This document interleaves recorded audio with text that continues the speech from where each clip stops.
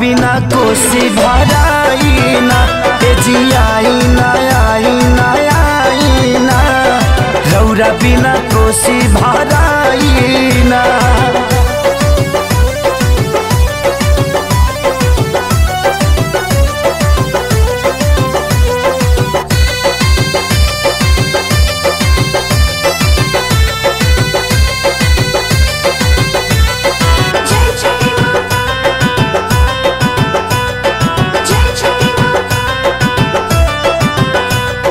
बीतल दशहरा या बीतल दिवाली तब न ये पियानी, छठी के परब संगमे तकरा इहन कही के रौरा गईनी।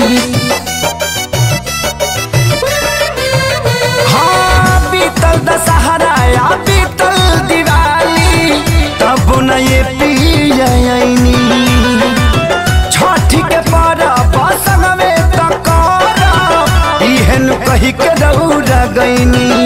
रौरा खुदे बताई उखिया के लेके आई, टिकट अजुए के बुकिंग कराई ना, आई ना आई ना आई ना, रौरा बिना कोसी भराई ना, ए जी आई ना आई ना आई ना, रौरा बिना कोसी भराई ना।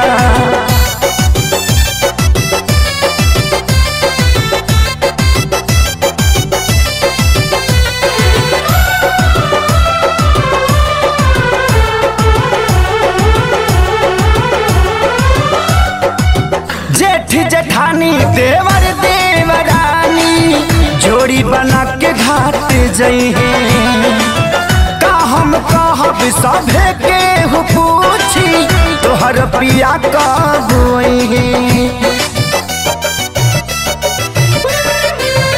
हाँ जेठ जेठानी देवर देवरानी जोड़ी बना के घाट जई है, हम कहब जब सबके हो पूछी तोहर पिया कब आएंगे।